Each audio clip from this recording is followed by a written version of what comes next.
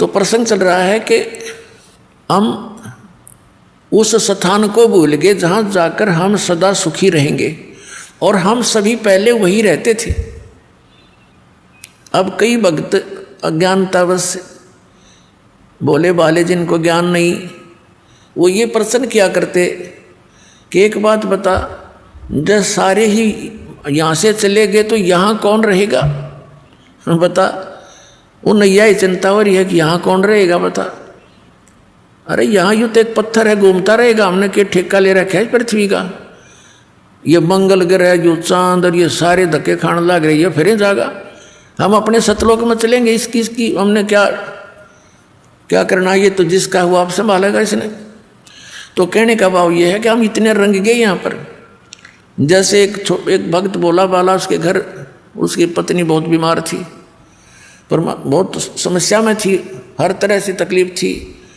परमात्मा की दया हुई, दीक्षा ली, भगवान की कृपा से वो स्वस्थ हुई। उसको समझाने लगे, भाई नाम ले ले भक्त, नहीं तो भक्ति ना करने से पशु बनोगे, झोटा बनेगा। वो झोटा बुग्गी ले रहा था, उससे कहा भाई फिर झोटा बनेगा तो इन्होंने बोला महाराज जी झोटा भी तो बनना चाहिए, फिर बुग्गी में कौन चलेगा? इसने बुग्गी की चिंता हो रही। मैं कहा अच्छा भाई तो बुग्गी खातिर कर ले काम। फिर उसे उपदेश ले लिया उसने, लेकिन हमारी धारणा ऐसी बनी हुई है कि यहाँ ऐसे कैसे होगा। तो पुण्यात्माओं, परमात्मा के इस मार्ग को बहुत गहराई से समझो।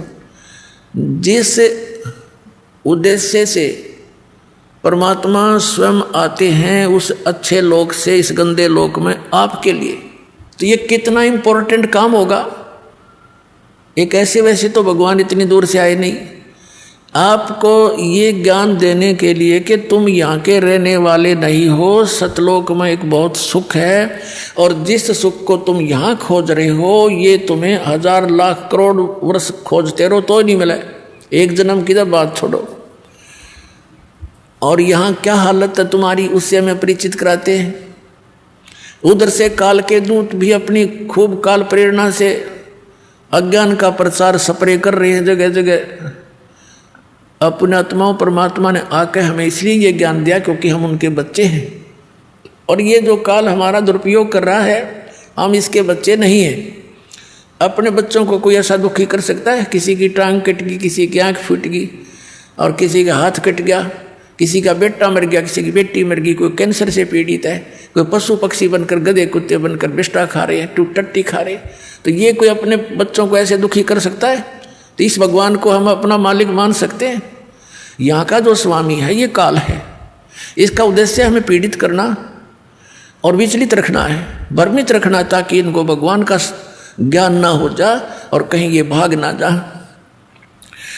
तो उससे पहले ये अपने संत भेज के हमारे वो भी बच्चे परमात्मा के, वो संत हैं या जैसे भी उस काल का फंस गए, वो उस अज्ञान के मास्टर बन गए, उस अज्ञान को जगह जगह प्रचार करने लग गए। भोली आत्माओं ने उनको संत महात्मा मानकर उनके एक एक वचन को श्रद्धार्य कर लिया।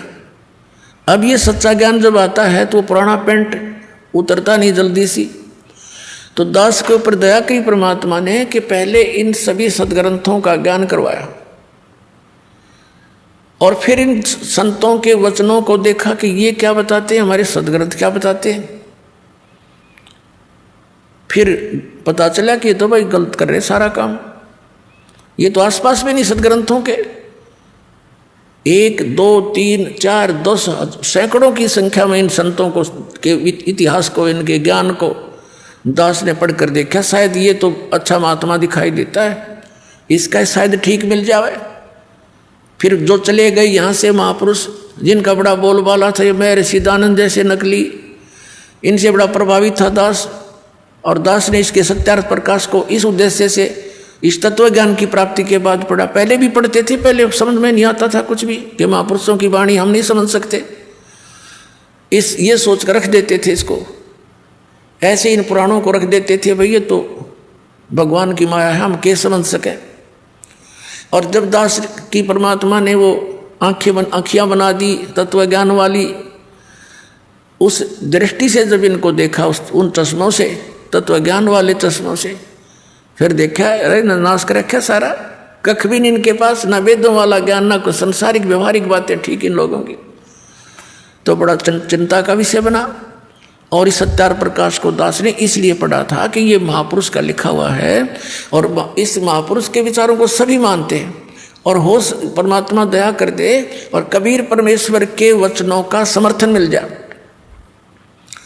तो मुझे ये ज्ञान आगे बढ़ाने में घड़ी सुविधा हो जाएगी कि देखो सत्यार प्रकाश में महर्षि दानंद ने भी ऐसा ही बोला है।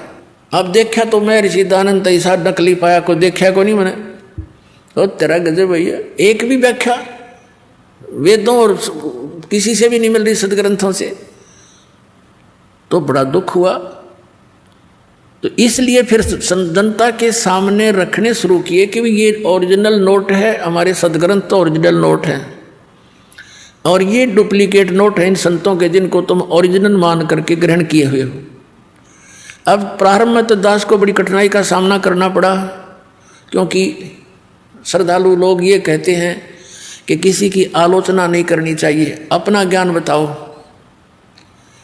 अरे अपना अपना सारे बताओगे तो सबका अपनी अपनी डफली, अपना अपना राग, फिर वो ज्ञान के रह गया तो जो जैसा कहेगा वो तो ऐसा चल ही रहा था। फिर पुण्यात्माओं, जैसे एक बार किसी ने 500 के नोट नकली छाप लिए और वो मार्केट में पहुंच गए, उनका पता लगा सरकार ने, तो फिर जनता को ठगने से बचाने के लिए एक समाचार पत्रों के माध्यम से, टीवी के माध्यम से ओरिजिनल और डुप्लीकेट दोनों दिखाए, उनकी भिन्नता बताई, ओरिजिनल ऐसा होता है, डुप्लीकेट ऐसा होता है।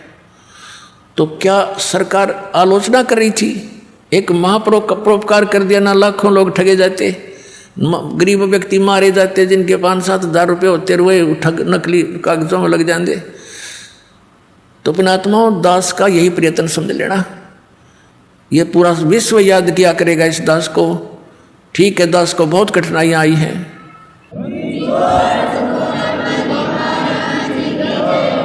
इस सच्चाई को ऊपर लाने के लिए, इस ज्ञान को उठाने के लिए सहयोग तरह कबीर भगवान का, लेकिन दास उसका बैल है और उसी के सहारे से इसको गाड़ी को खींचकर पटड़ी पर चढ़ाया है।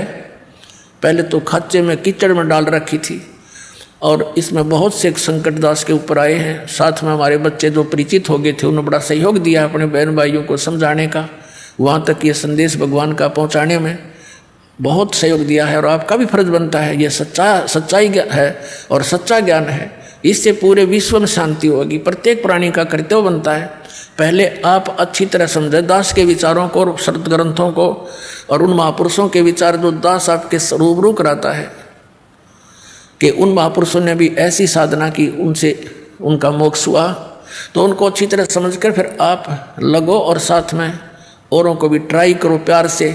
ये मार्ग कोई बलपूर्वक कराने का नहीं होता, ये ज्ञान से होगा। और काल भगवान ने एक प्रार्थना की थी परमात्मा के समक्ष, कबीर जी के समक्ष, कि हे परमात्मा आप चौथे युग में जितना चाहो जीव ले जाना, लेकिन एक दया करना परमात्मा कि जोर जबरदस्ती ना करना। सतकल युग में जब आप ले जाओ, अपना ज्ञान देना, आपका ज्ञान ग्रहण करें, वो आपके हो जा, और मेरे ज्ञान को माने वो मेरे पास रह जा, मेरा आहार बने रहे, जबरदस्ती ना करना।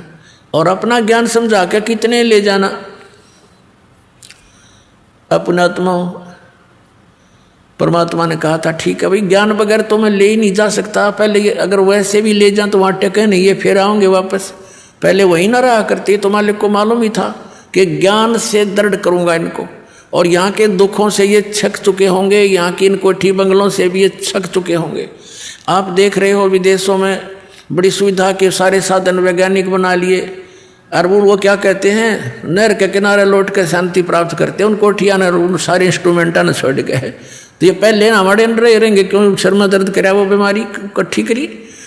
तो ऐसी शांति होनी वही है, ये तो एक तूफान उफान है इस काल का डाला हुआ। ये बना ले, ये बना ले, रिमोट बना ले, इससे सुख हो जाएगा, टट्टू सुख होगा। सुख तक परमात्मा की भक्ति से होगा, आने वाले कष्टों से बचाव होगा, उससे सुख होगा। तो प्रसंग जो चल रहा है वहीं आते हैं। तो परमात्मा ने आके हमें ज्ञान दिया है कि सतलोक के अंदर तुम्हें कोई दुख नहीं, और वहाँ चलो, वहाँ जाकर के तुम्हें परम शांति होगी।